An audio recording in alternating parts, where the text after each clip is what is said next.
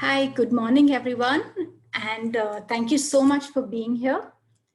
I would like to start this session by first introducing myself. I'm Rima Shah. I'm a dyslexia therapist, and I've been working with students with special needs for over 15 years. I have specialized in teaching English and math and trained in the Orton-Gillingham program, amongst others. And currently, I'm the literacy and numeracy strategist for the early years at BIS. So before we start the actual content, I would like to give you a brief overview of the areas we'll be covering. What is reading fluency? Why is reading fluency important? And strategies to improve reading fluency. A request to everyone, if you have any questions, please type them in the chat box and we will be keeping a record and we'll address it at the end of the presentation. So I would like to start with a fact. Humans have been reading and writing for only about 5,000 years. It's too short for any major evolutionary change. So reading depends on circuits that originally evolved for other purposes, primarily vision and spoken language, which comes naturally to us. But does that apply to reading? No, it doesn't come naturally to everyone. I will be sharing a few scenarios which, if you have experienced or can relate to, please react by putting a thumbs up. You hear your students, you hear your students reading word by word and know that reading should not be so laborious for them.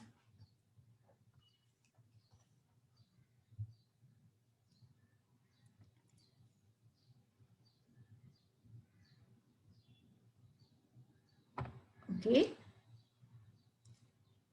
It's difficult for you to watch as your students become increasingly frustrated and discouraged with writing.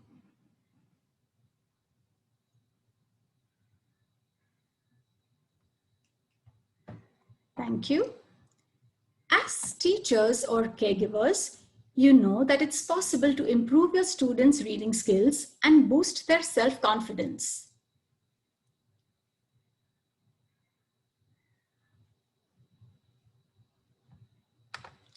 And you will do whatever it takes to place your students on the success path to improved comprehension. Well, it clearly shows from your responses why we're all here. We need to understand the process of reading and work efficiently towards fluency with a structured and explicit approach. So, reading is the foundation of learning. It's used in nearly every aspect of life and needed for all literacy skills. Let's cover a few basics, the essential components of reading. Phonemic awareness, which is the ability to identify and manipulate individual sounds in spoken words. Phonics, it's a method of teaching students to read with fluency with sound symbol association, followed by the spelling rules that go with it. Fluency, which of course we are going to be talking about in great depth today. Vocabulary and comprehension, which are interrelated and the ultimate goal. So what is reading fluency? If you could please type in the chat box, what are the important aspects of reading fluency according to you?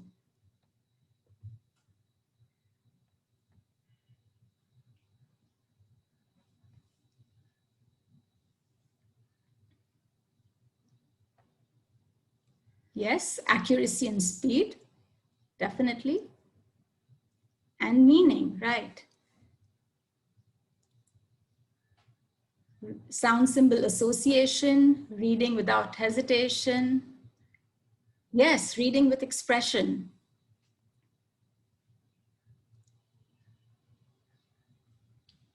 Reading with expression and comprehending. Super. Comprehension, pronunciation, yes. Reading with the expression and confidence. Oh yes, definitely. Reading with voice modulations, very important. So reading fluency is reading with expression, pace, and enunciation. Fabulous.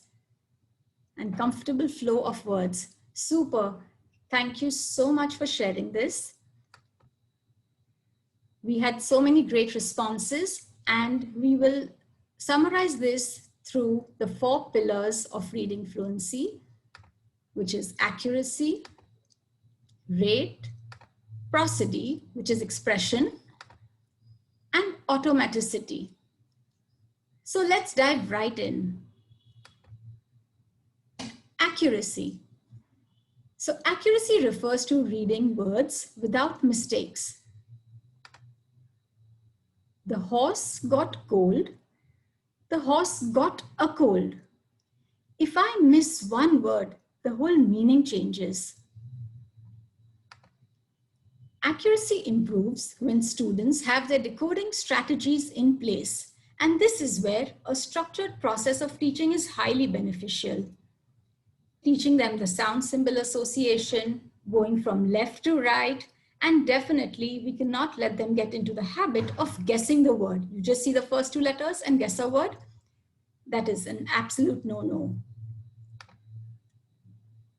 The rate of accuracy recognized as appropriate for instruction is 90 to 94%. To many teachers, 90% may seem very high, but formal research supports this criterion for success. We have the frustrational level, which is below 90%. So let's analyze this. If a student is making more than 15 errors in 150 words, he has to put in so much effort into figuring out individual words that there is little energy left to think about the meaning of the text. The instructional level is 90 to 94%, which means that 1 in 10 words are difficult for the reader. Here, the student needs to do some work with the words in the text, but not so much that the student's efforts are concentrated wholly on word solving and not on other sources that may help him work out the meaning of the passage. And of course, independent level is 95% and up, where reading is mostly accurate. So we do see how what we don't take so seriously is actually very important. We move on to rate, which is average words per minute. So the average should be the age multiplied by 10.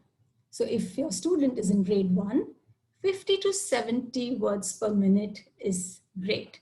Grade 2 is 70 to 100 words per minute.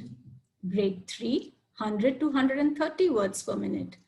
And of course, going up to a maximum of 150 to 160 words per minute. The rate improves with practice. And moving forward, we will be discussing this in detail. Prosody. So prosody is basically expression. Young readers with good prosody use their voice pitch, timing, and stress on certain words, syllables, and punctuations to convey meaning beyond the plain words alone. Let's see this sentence. I want a red dress. Now I'm going to stress on different words and let's see how the meaning changes. I want a red dress. Clearly, I am important. I want a red dress. I want a red dress, not blue, not green, but red. I want a red dress. I mean, it's the same sentence, but with stress, we just see the difference in the meaning. Let's see the next one for the punctuation. I like eating, Elvis, and laughing aloud. If I ignore the commas, it becomes, I like eating, Elvis, and laughing aloud. I mean, we have to give its importance. Prosody gives language its rhythm and flow. Disfluent readers typically use less expression. They read word by word instead of in phrases or chunks and fail to use the punctuation correctly. Skilled readers pick up on these features and respond to them when reading aloud, as when they pause briefly at relevant commas, pause slightly longer at full stops, and raise their pitch at question marks. We will be doing an activity on this to teach the same. A little later though. We have another activity for you. Let's read the color names written here. I mean, this is really simple, right? Now let's name the colors with which the color names have been written.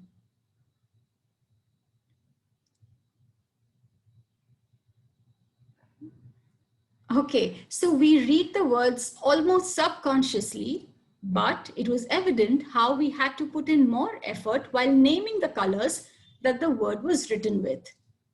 This brings us to our last pillar, automaticity. This involves fast, effortless recognition resulting from extensive reading practice. It's a crucial piece for helping our beginning readers develop fluency and comprehension, and yet it's so often overlooked.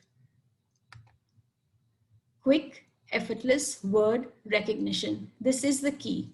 Students need to automatically recognize and decode the words without conscious effort. Only then, I repeat, only then can they work on comprehension. Often, struggling readers will know skills in isolation and be able to accurately decode words. But if that process does not become automatic, they will constantly be focused on decoding, not on the meaning. So how does automaticity develop? It's only practice, practice, and practice. It's like driving a car or riding a bike. So students must read words over and over again to build automaticity for reading. Repeated reading of word lists, sentences, or short passages will help students build this skill. The more they read, the better they will get at it, and then it will enhance their comprehension. So to sum it up, reading fluency is the ability to read a text at an appropriate rate, effortlessly, with good, meaningful expression. And I would like to add, with little attention to the mechanics of reading. So it is actually, in a way, the ability to read like you speak. It has to be very natural sounding. To illustrate how fluency works, think of a child learning to play the piano. At first, all the effort is put in finding the notes and playing them in the right sequence. The playing may be accurate, but since the child is playing one or two notes at a time, there may be no noticeable tune and certainly no interpretation of the music. With practice, putting the notes together becomes more and more automatic. It becomes fluent. With this automaticity comes the child's ability to interpret music. The same applies to reading. Once a student gets beyond word-by-word reading, he can begin to relate to and interpret and use the text. So coming to why is reading fluency important? Reading fluency is preceded by vocabulary and followed by comprehension, which reinforces the understanding that it is the bridge between word recognition and comprehension. By grades 3 to 4, the focus shifts from learning to read to reading to learn. This is a big change. Students build vocabulary and knowledge through reading. Now, if reading is less effortful, then there are more mental resources available for comprehension, analysis, and critical thinking, which is so essential in the higher grades. But if reading fluency is poor, comprehension often suffers. Decoding mistakes can change meaning. We just saw that. And slow labored pace can make it more difficult to maintain consistency. Even when the comprehension is good, a slower reading pace may cause fatigue or make it difficult to keep up with the volume of the assigned work. And that's why we identify many more children in grades 3, 4, and 5 having learning difficulties. So I have an equation here. Reading comprehension is equal to decoding multiplied by fluency. What does this mean? So just like in a mathematical equation, if the magnitudes of either decoding or fluency is low, the overall reading comprehension reduces. And if it is 0, there is no comprehension. This is how important fluency is. It is now receiving much deserved attention, and a very strong research indicates that while fluency in and of itself is not sufficient to ensure high levels of reading achievement, fluency is absolutely necessary for that achievement. And to this, I would also like to add that there are many students who may be good readers, but they may have difficulties understanding what they read. So we need to keep a check on that too. So moving on to struggling with fluency. Do you know a reader who struggles with fluency? He reads every word like this. Or maybe you know a reader who trips over words. To her, reading is awkward and painful. I know a reader who reads automatically and without stumbling. He reads like this without breath. I have to remind him to read with expression and to pay attention to punctuation. Fluent readers can recognize words and comprehend at the same time. In contrast, less fluent readers must focus their attention primarily on decoding individual words, which leaves little attention for making connections amongst the ideas in the text and between the text and the background knowledge. So, why do children struggle with reading fluency? To achieve automaticity in word recognition, developing readers need 4 to 15 exposures to a word, while poor readers need 40 plus exposures to achieve the same recognition. Dedicated fluency instruction is rarely found in classrooms or even in intervention programs. So it's really important to have them practice. Children with poor reading fluency, often they do not recognize the linguistic patterns with the same ease as others. And this is particularly true for children with language-based learning disabilities, such as dyslexia.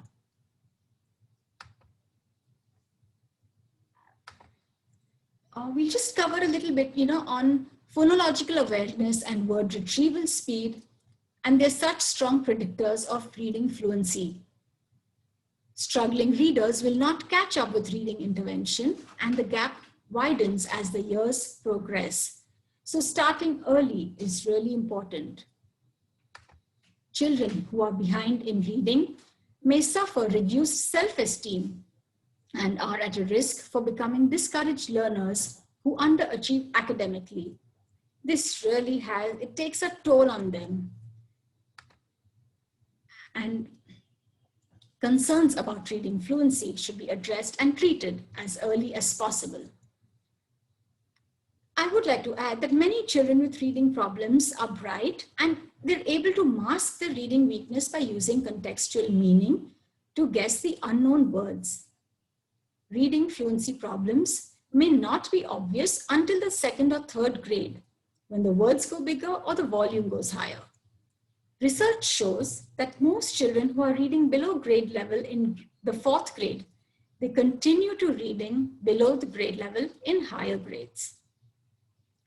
So, giving a lot of importance to reading in the primary years.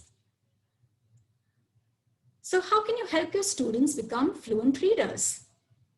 Repeated reading. Like I said earlier, practice, practice, practice. Because with repeated reading, it leads to improving your fluency. Once your fluency improves, you have improved comprehension. This leads to increasing in their reading level. And as we spoke of earlier, increasing in their reading level will lead to increase in their reading-oriented self-confidence, which then expands their understanding. So the domino effect states that when you make a change to one behavior, it will activate a chain reaction and cause a shift in related behaviors as well. The same applies here. Not to mention, if we fail at the first level, we are in deep trouble. So putting fluency and reading comprehension together, reading comprehension requires reading quickly, that's your fluency, keeping a track of the words used in the sentence, that's your working memory, vocabulary, meaning, and text conventions, which is your grammar and semantics, and understanding what is read. This is the ultimate goal. Going further, we will now talk about research-proven fluency strategies. So fluency is a skill that many students lack, and it causes a lot of frustration. Explicit teaching of reading strategies provides students with the tools needed to become aware of their reading. It provides confidence in their ability to read and analyze text. So we start at the word level, moving on to phrases, then sentences and paragraphs. Now, struggling readers cannot just figure it out or find the answer to how it works. They have to be taught systematically, reading from left to right, blending it beautifully, not guessing the word. All these are different ways, habits that need to be inculcated. Finger tracking, you use your finger to track the word. Also, teaching them the focus on punctuation. Basically, we go slow before we go fast. You have to give them the right foundation, the right base, and then they will go faster. And here I would also like to mention, even beyond grade 3, the practice for fluency shouldn't stop. Of course, it's important in the early years, but beyond grade 3, if it is done with different passages and poems, and we'll talk more about it later, kids really enjoy it and definitely should be done. So here, I would just like to talk about if we ask a child who knows his sounds. So he will read this as k, a, t, m, o, p. I would like to point out a shift in teaching the sounds here. When we teach k, f, m, l, the average child manages to put the sounds together. But the struggling reader gets stuck here. He is unable to remove the sound and read the word. So he is unable to achieve fluency at the word level. So when we teach sounds, we have to teach them the pure sound without the at the end. Example, M is M, S is S, T is T. So they start blending through the vowel and finishing. This, of course, is totally on reading and it has to be discussed separately. So once they have these sounds, we teach them to blend through the vowel.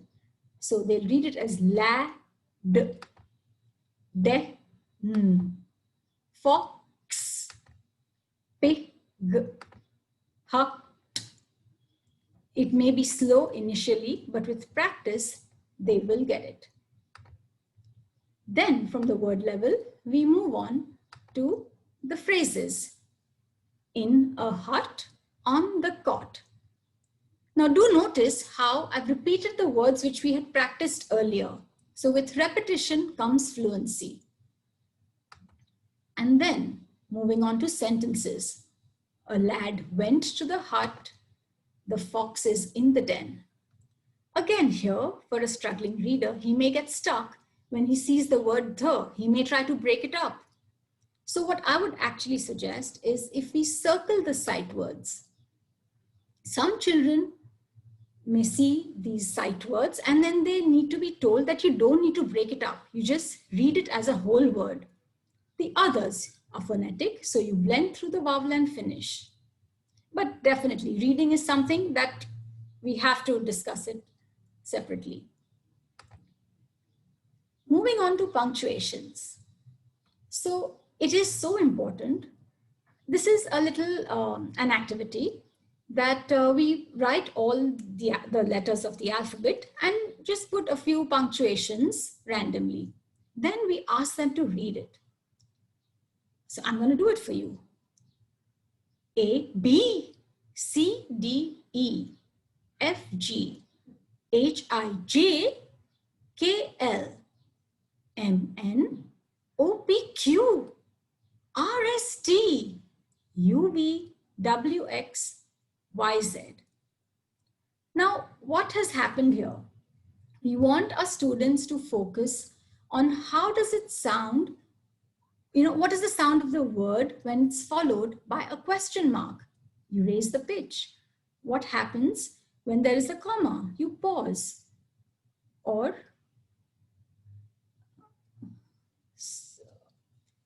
and this, once the reading is in place, it's, this is for a lot for struggling readers, because when they are not comfortable with decoding, at least punctuations, they don't have to decode. They're very, very comfortable with the alphabet. So there is no decoding. They're only focusing on the punctuation. But once the reading is in place, teaching the importance is much easier.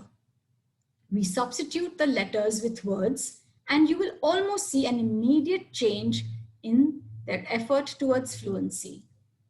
And when I did this with my students, they really thought, I was being funny.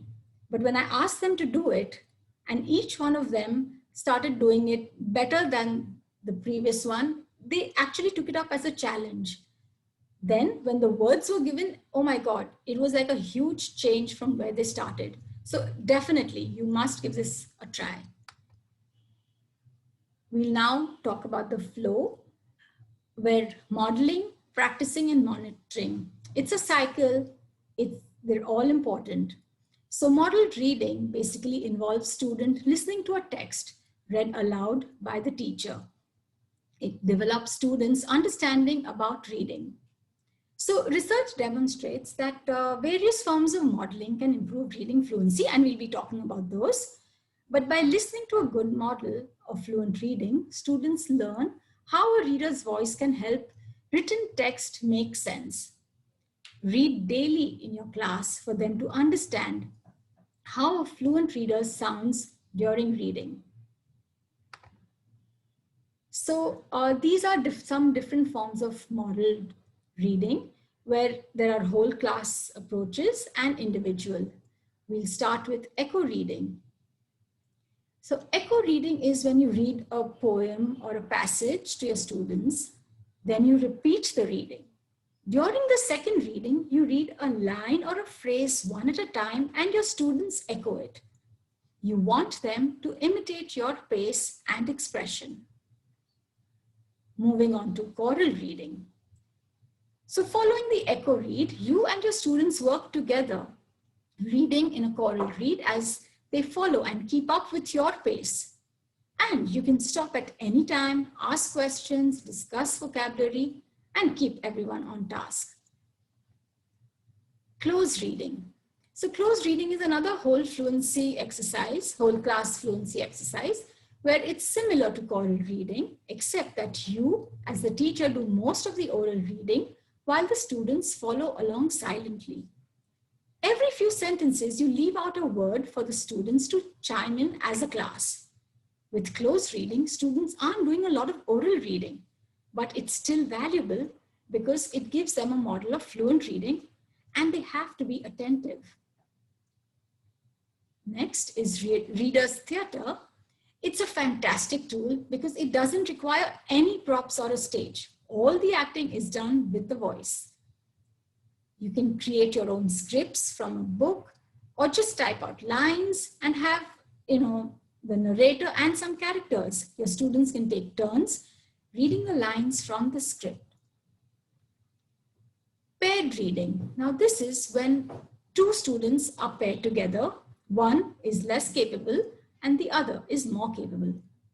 The advantage is that the less capable reader has the opportunity of listening to the more fluent reader. And the fluent reader has the advantage of receiving practice and critically observing the text. So it's a win-win for both. Working with, okay, now we'll move on to working with the individual students.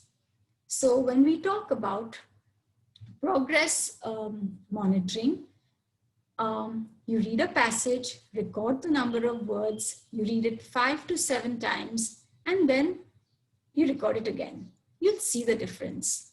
Or the other aspect is repeated reading, where you give only 1 minute and you check how many words have been read, and you count substitutions, mispronunciations, omissions, reversals, hesitations. Up to 3 seconds is allowed. More than that, it's counted as an error.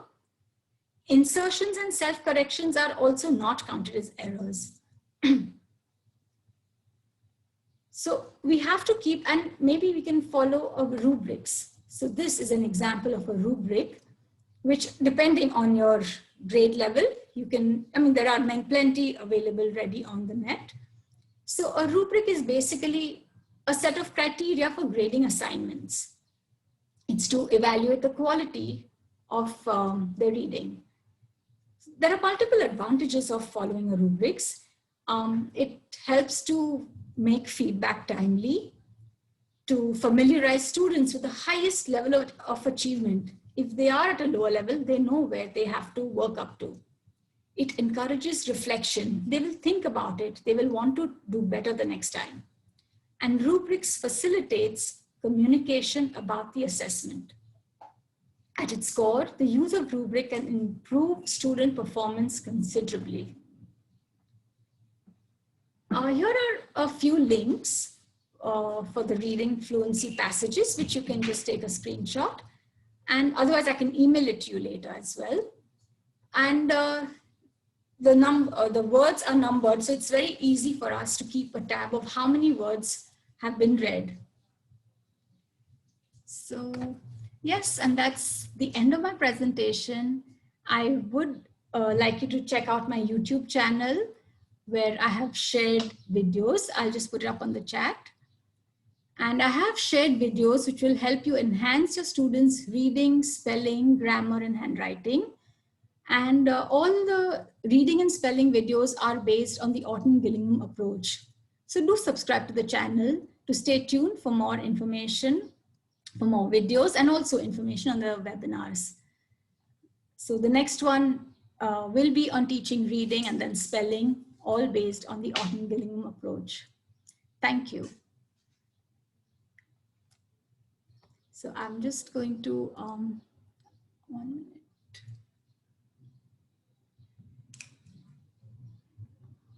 Unmute. Are there any questions? We'll, thank you so much. Now we'll open the floors for questions. I'm so glad. Thank you so much.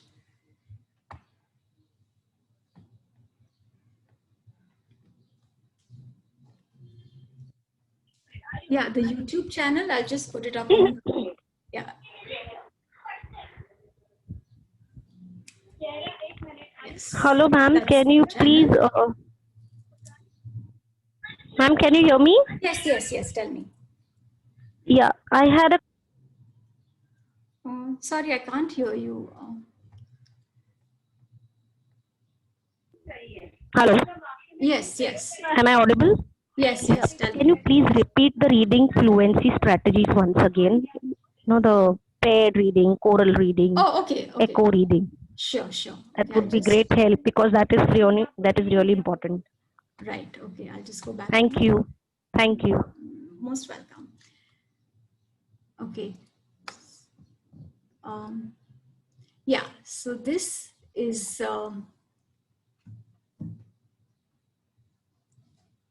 We start. Can you hear me? Yeah. We start with echo reading, where you read a poem or a book to your students, and then you repeat the reading. During the second reading, you read a line or a phrase one at a time, and then your students echo it. Basically, you are giving them the level at which you want them to read at, the pace and the expression. Then there is choral reading, which follows the echo reading, where you and your students work together and you can stop and ask questions at any point. They have to keep up with your pace. Close reading is when you do the reading and you're doing most of the reading, but you'll just leave out a word or two in the middle and the whole class has to read that together. Moving on to reader's theater. That is basically acting it out. And paired reading, that is when two of them are paired together. And this really has a lot of advantages.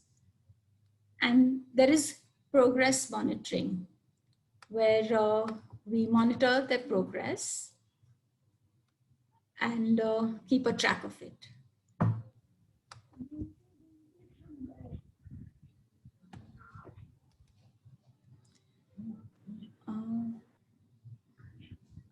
Thank you. Yes, I will be sharing my the recording of this presentation on my YouTube channel, so you can have a look. And at what age do you start and how? So, okay, that's a great question. So this basically, it starts at the age of, I would say, it really depends from child to child, but maybe 3 to 4 is a good age, because a lot of kids and our schools are really laying a lot of pressure. I would really call it pressure. So when the first time we introduce the sound, the correct sound should be given, because it's very difficult to unlearn. So if we start the reading process at an early stage, it becomes very easy. Although I would say phonological awareness, rhyming words, what is the beginning sound, ending sound. Like if I say, what is the first sound in bud? The child has to just hear and answer. We are not expecting him to know B is B at the age of 3, but phonological awareness should start at an early age. But then again, it really depends from school to school and child to child. Okay, so what is the difference between phonics and phonemic awareness? Oh, I just mentioned this. Phonemic awareness is basically how you manipulate your sounds, how you understand your sounds. It's like if I say change rat to rag, I have to understand that I have to change the sound to g. Or rhyming words. Many children find it very difficult to understand rhyming words. For us, fat, cat, mat is so simple, but they actually struggle with it because they don't have that connection and they're not able to understand that connection. So that is phonemic awareness, whereas phonics is the actual teaching of your sounds, your rules. It all goes together. Sometimes gaps are not identified in a system very early on due to class size. How do you address this issue, say in a class 5? Oh, okay. No, so that's why I really lay stress on, as a school, we have to incorporate reading fluency from the earliest grades, from when they expect, whenever we are expecting them to read, even at the word level, we have to be fluent at the word level to be fluent, to be able to be fluent at the, with the phrases, moving on to sentences and passages. So coming back to your question, if a student is struggling at the grade 5 level, we have to start teaching from a lower level, from where he knows it, unlearn whatever, if he's not got it right, and then move ahead. Like I said, you start slow and then move at their pace. They will get more fluent. In a paired reading with a child who is not so fluent, be comfortable? Oh, yes. So what happens is, obviously you'll have the fluent reader read first. So they're actually listening to how it should be. They're learning. It's not a competition. And they are actually gaining a lot. Whereas it's, like I said, it's a win-win for both. because even the one who you may feel, why should the fluent reader be paired with this one? But even then they critique that passage. They have time to think, ponder over the passage in a way. So it is very, very helpful. I have a child who reads fluently but cannot comprehend any strategy. Um, I didn't really get this. Would you like to unmute yourself and elaborate a little bit? Yeah, so what happens is he knows the words, he reads it properly. There is a fluency in his reading. But when a question is asked or when we are in between, we are discussing about it, he doesn't know how to comprehend. He doesn't come up with an answer. So is there any strategy on that? Yeah, so again, what you can do is actually just have him read 1 or 2 lines initially. Ask him questions about it. First, you ask him direct questions, so the answer is there.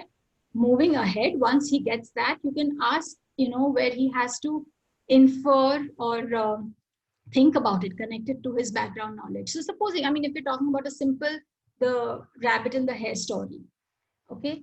And supposing he's read 2 lines, you will just first ask the literal questions. It's about locating the answer. He has to read it again, find the answer, and spot it. Once he is able to do that, then you move on to the next level, where you say, how do you think it will end? What do you think will happen next? If you were there, what would you do? So these are higher order comprehension skills. But my point is, go slow. Start at first 1 sentence, then 2 sentences, even picture comprehension. You can just do a picture comprehension to understand if a boy is running and there's a dog chasing him. How do you feel? How do you think he's feeling? Why do you think he's scared? So this is getting them to think. So this is really an important aspect. Okay, thank you, Miss. Thank you. Pleasure.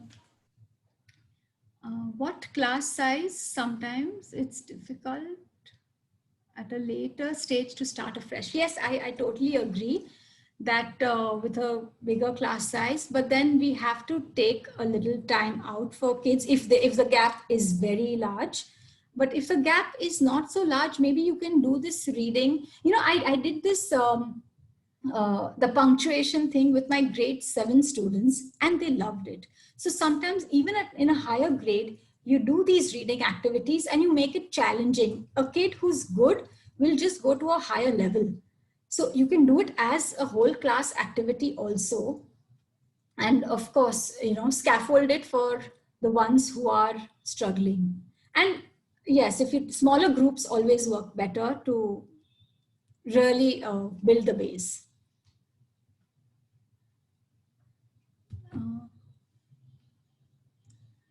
What to start with when the child is identified with reading difficulty in grade 8? Okay, so again, no matter how old the child is, we have to start at the very base. We cannot assume anything because we have to start with the sounds, reading, then moving on to spelling and spelling rules. It's a long process, but nothing can be assumed because they are not able to bridge the gap. The gap has become so large that it's just very, very difficult to patch it up in a way. So yes, you have to start at the base.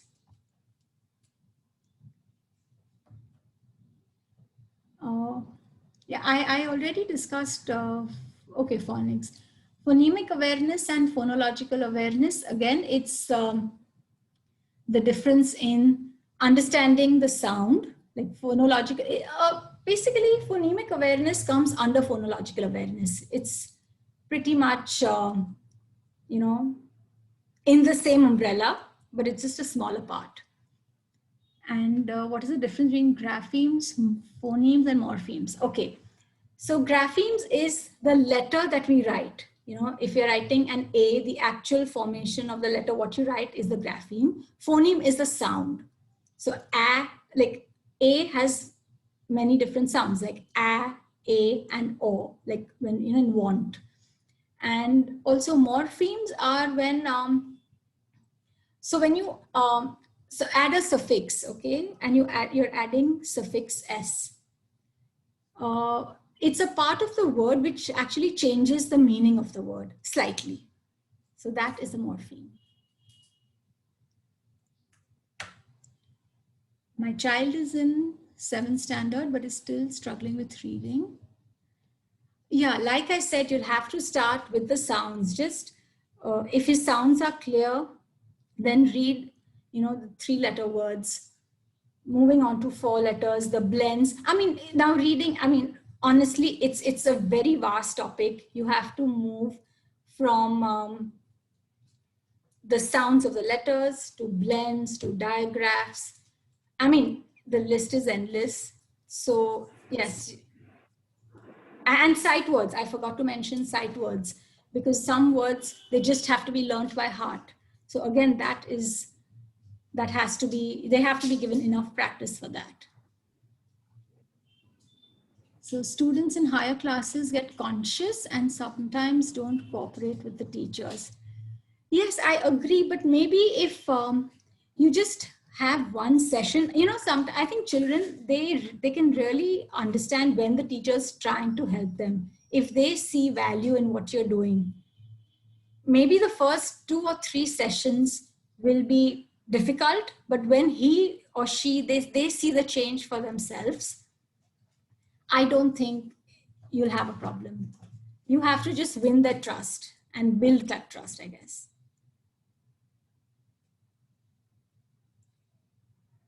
So, most welcome. I'm glad you found it helpful.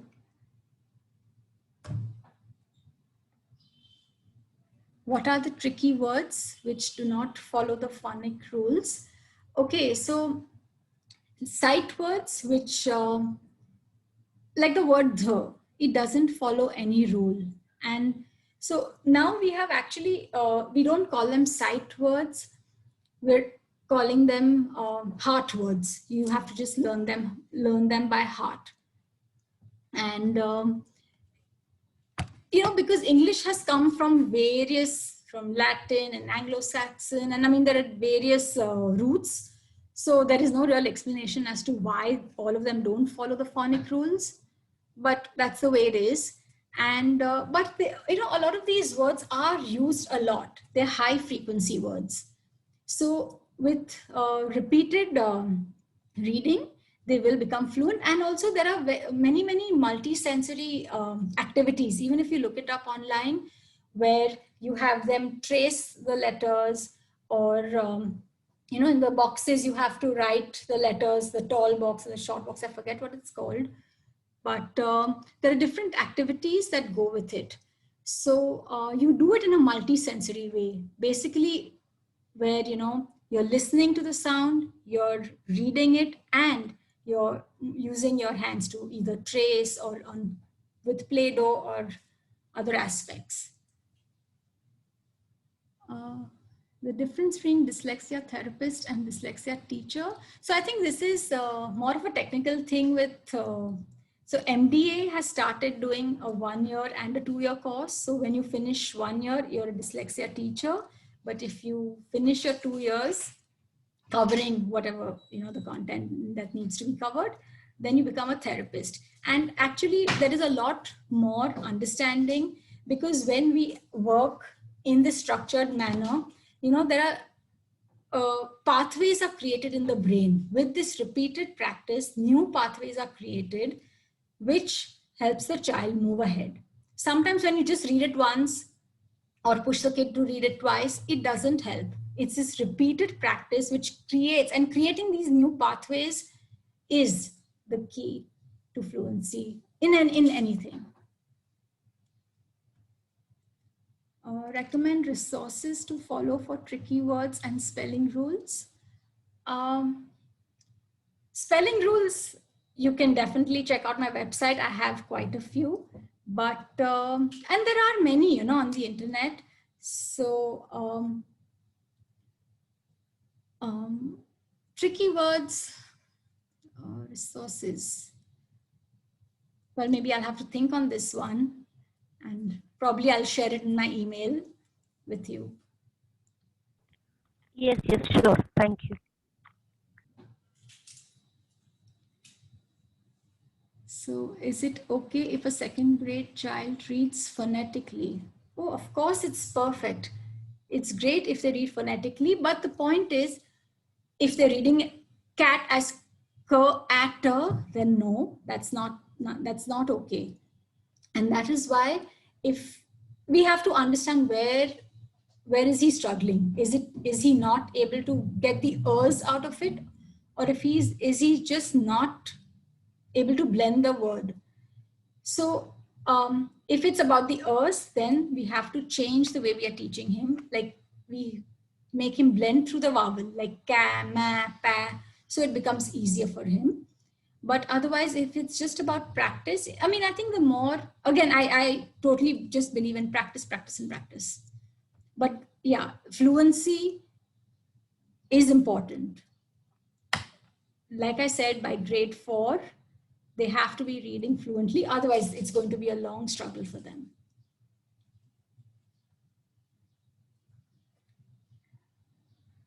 Yes, Dolch sight words are available. Yes. Great. And yeah. Do we have any more questions?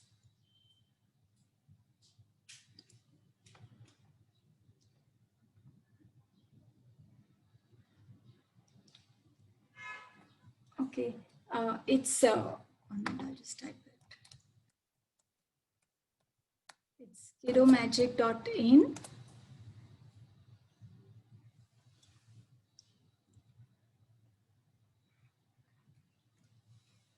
Thank you. And thank you so much, Rima, for a lovely session. Thank you. Very, thank very you. informative. Thank you. Thank you, Ms. Rima. It was great. Thank you so Thank much. you. Thank you for being there. Thank you, Ms. Thank you, Rima. Miss. Okay. Thank you, Miss Thank Rima. you. Bye. It was a Bye. great. Thank you. Bye. Take care. Thank you so Rima. much. It was a nice session and you cleared a lot of doubts. Thank you for Great. that. I'm so glad it helped. Thank you.